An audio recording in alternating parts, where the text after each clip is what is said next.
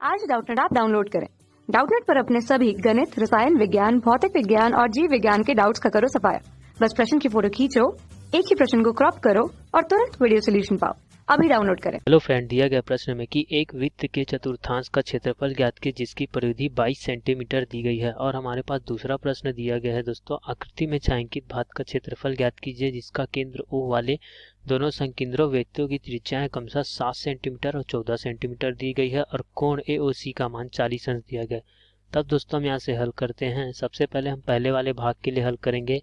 हमारे पास वृत्त के चतुर्थांश का क्षेत्रफल ज्ञात करना। हमारे पास जो दिया गया है परिधि दिया गया है, परिधि का मान दिया गया है 22 सेंटीमीटर। हम यहाँ से मान लेते हैं कि माना वृत्त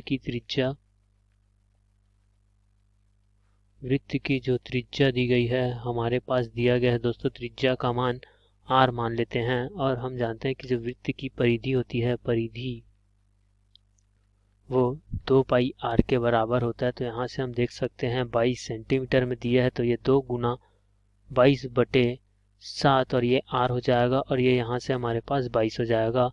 तो हम देखते हैं कि दोस्तों ये 22 से तो 22 दोनों कट जाएंगे तो r का मान हमारे पास प्राप्त हो जाएगा। 7 उधर जाके ऊपर गुना में चले जाएगा और ये 2 नीचे भाग में आ जाए तो r का मान हमें प्राप्त हो जाएगा 7/2 प्राप्त हो जाएगा।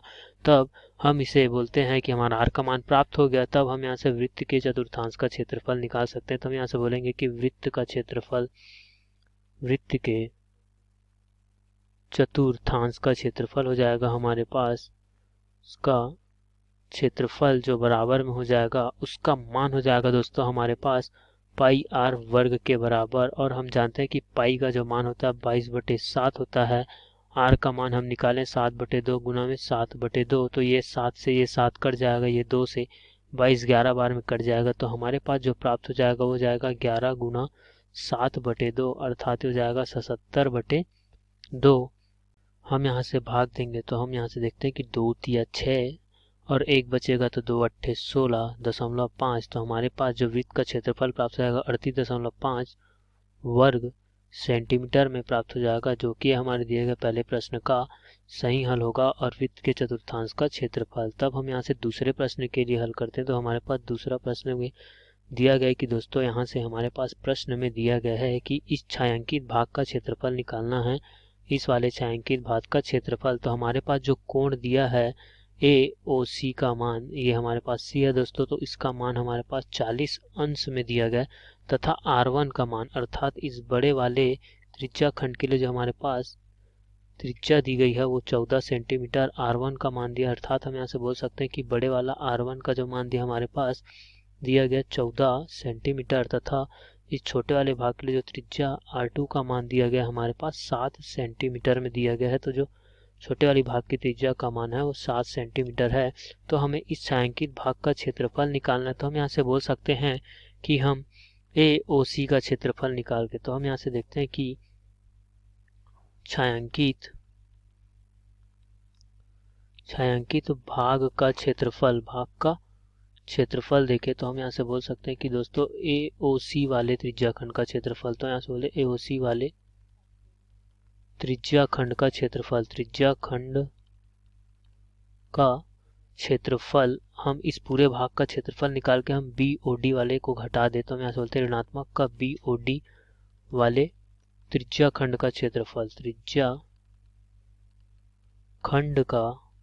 क्षेत्रफल, तब हम जानते हैं कि दोस्तों जो त्रिज्या खंड का क्षेत्रफल हो जाता है, वृत्त के त्रिज्या खंड का क्षेत्रफल वो होता है 1/2 r वर्ग थीटा। तो हम यहाँ से बोल सकते हैं कि R1 का वर्ग हो जाएगा, उसी प्रकार ऋणात्मक 1/2 R2 का वर्ग और ये थीटा के बराबर, जो कि थीटा हमारे पास जो होता है वो रेडियन में होता है, और हमें दिया गया है अंश में दिया गया। तो यहाँ से हम इसे अंश में चेंज कर लेते हैं। तो 1/2 ये हो जाएगा R1 का वर्ग थीटा और ये हो जाएगा, हम यहाँ से पाई/180 अंश कर लेंगे दोस्तों। उसी प्रकार 1/2 R2 का वर्ग और ये थीटा और गुना में पाई/180 अंश।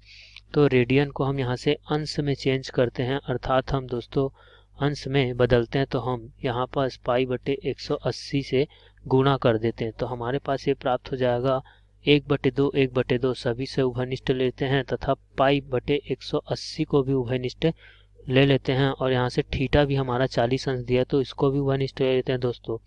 R1 का मान हो जाएगा हमारे पास 14 का वर्ग और ये R2 का मान 7 का वर्ग।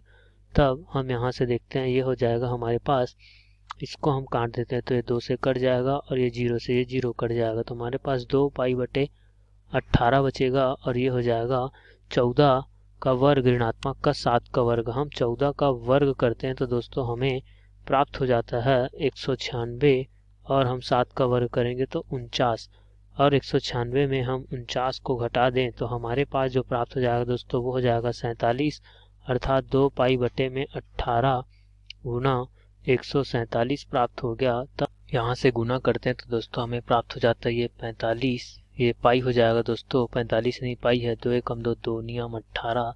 तो यहाँ से हम देखते हैं कि नीचे 9 और ये 147 प्राप्त हो जाएगा। तब 3 से काटे 3 तिया 9, 3 चौक 12, 3 या 27 अर्थात यहाँ से हमें प्राप्त हो जाएगा 39π/3।